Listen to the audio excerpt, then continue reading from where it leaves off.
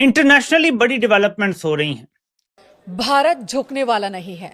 भारत की मौजूदा विदेश नीति आक्रामक है। इसका एक और उदाहरण है भारत। इसके लिए आपको ये क्लिप देखना पड़ेगा। सबसे पहले तो ये है कि अमेरिका की तरफ से ये बात कह दी गई कि India moved faster than everybody else on ripping China out of the telecom sector, out of social media apps. And I think in some ways that relationship can help harden Europe's spine when it comes to China policy. बहुत से पाकिस्तानी परेशान है। सब ये किन basis पे फैसले किए जा रहे हैं? चंद घंटों में जो कुछ हुआ है वो बड़ा खतरनाक है और वो बड़ा हैरान कुन भी है और परेशान कुन भी है। नरेंद्र मोदी ने इकोनॉमी पे किसी भी सूरत हाल में कंप्रोमाइज नहीं किया। ना उसने ताकतवर हलकों के साथ कोई कंप्रोमाइज किया, ना इंटरनेशनल हलकों के साथ किसी बंदे के साथ कोई कंप्रोमाइज नहीं किया। अगर उसे रशिया से सस्ता पेट्रोल मिल रहा है वो रशिया चला गया, अगर उससे चाइना के साथ कुछ चीज सस्ती मिल गई वो चाइना चला गया। खबर आती है कि शहबाज शरीफ को ट्रंप ने जप्फी डाल ली, लेकिन इस खबर की हकीकत तो देखें।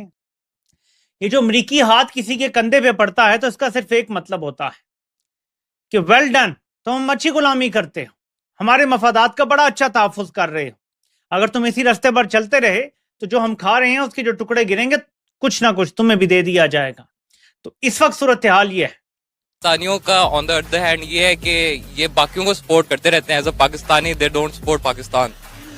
तो नरेंद्र मोदी ने जो भी किया है for Hindustan, that is the perfect thing he can do. दोस्तों, इस तरह लग रहा है कि अमेरिकी सदर तो इंडिया के खिलाफ हैं, लेकिन अमेरिकन जो हैं वो इंडिया के साथ हैं। अब कहा यह जा रहा है, उन्होंने कहा है कि अमेरिका का जो सबसे इंपॉर्टेंट रिलेशनशिप 21st सेंचुरी में है दैट इज विद इंडिया, और जितना ज्यादा हमने काम इंडिया के साथ मिलकर किया हुआ दैट इज एट रिस्क। वो कह रहे हैं कि मोदी साहब जो है उनकी, आप मोदी को झुका नहीं सकते।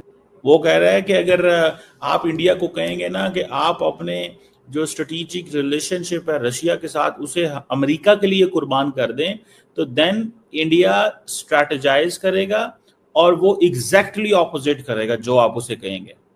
बात समझ रही आप? औकात कुछ चीज़ें आपको समझ नहीं आती, लेकिन वक्त के साथ साथ जब हकायक सामने आते हैं तो आपको पता चलता है कि इसके पीछे क्या था।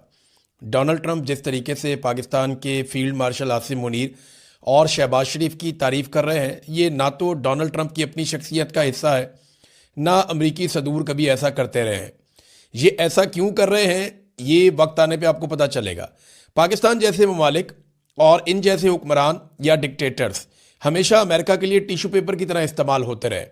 अमेरिका ने इन्हें इस्तेमाल किया और जब वो इस्तेमाल कर रहे थे तब उन्हें अपनी आंख का तारा बनाया, लेकिन उसके बाद फिर हमने देखा कि इन लोगों का अंजाम कैसा हुआ।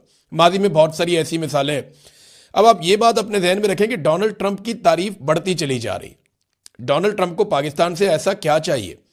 और शहबाज शरीफ साहब जो हैं वो तो आपको पता है शू शाइन बॉय का उनको आलमी सतह पे खिताब मिला हुआ है।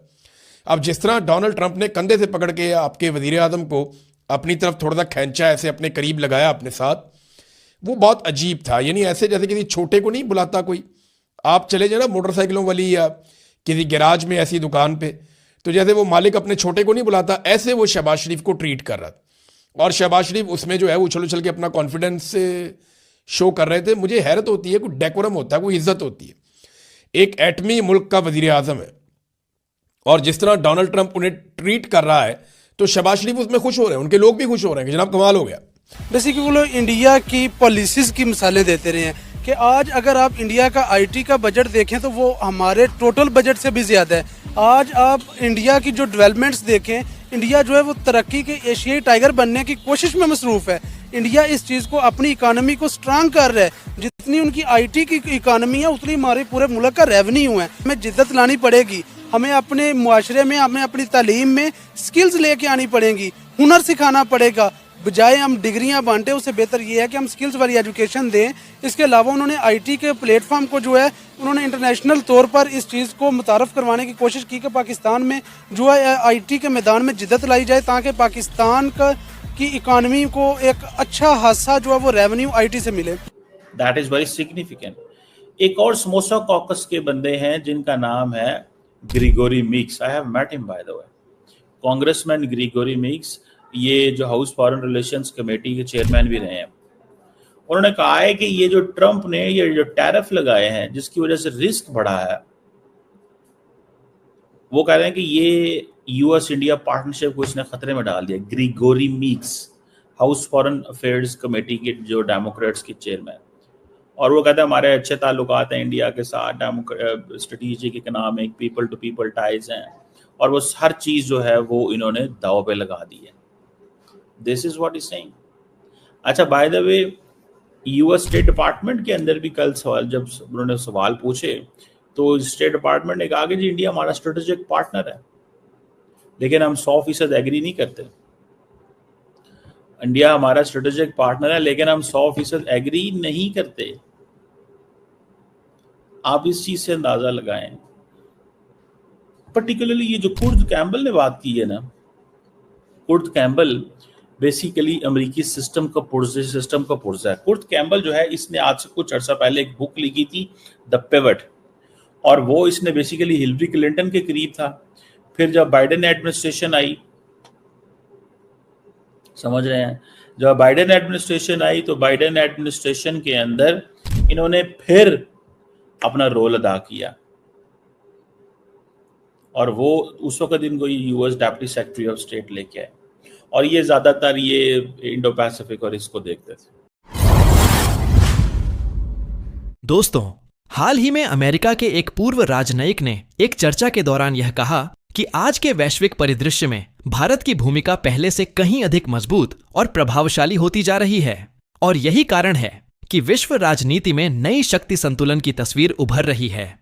उन्होंने संकेत दिया कि भारत की तेज आर्थिक प्रगति, तकनीकी विकास और संतुलित कूटनीति ने उसे वैश्विक मंच पर एक विश्वसनीय साझेदार के रूप में स्थापित किया है। वहीं उन्होंने यह भी कहा कि चीन की बढ़ती रणनीतियों के बीच भारत ने अपनी अलग पहचान बनाई है और कई मामलों में निर्णायक उपस्थिति दर्ज कराई है। इसी संदर्भ में अंतर्राष्ट्रीय मंचों पर नेताओं की अलग अलग छवियां भी चर्चा का विषय बनी, जहां एक ओर कुछ नेता समर्थन की तलाश में दिखाई दिए, तो दूसरी ओर भारत की नीतियों की सराहना स्वयं अमेरिकी विशेषज्ञों द्वारा की गई। विश्लेषकों का मानना है कि भारत की फॉरेन पॉलिसी अब केवल क्षेत्रीय सीमाओं तक सीमित नहीं रही, बल्कि वह वैश्विक मुद्दों पर संतुलित और स्वतंत्र रुख के साथ आगे बढ़ रही है, जिससे उसकी स्ट्रेटेजिक इकोनॉमी और मजबूत हो रही है। यही कारण है कि आज दुनिया भारत को एक उभरती हुई शक्ति के रूप में देख रही है, जो केवल आर्थिक ही नहीं बल्कि कूटनीतिक स्तर पर भी प्रभाव डाल रही है। अब सवाल यह है कि क्या आने वाले वर्षों में भारत वैश्विक नेतृत्व की नई परिभाषा तय करेगा, और क्या बदलता हुआ यह शक्ति संतुलन विश्व राजनीति की दिशा ही बदल देगा? आपकी राय क्या है? कमेंट में जरूर बताएं, और अगर आपको यह विश्लेषण पसंद आया हो तो वीडियो को लाइक करें, अपने दोस्तों के साथ शेयर करें और चैनल को सब्सक्राइब करना ना भूलें।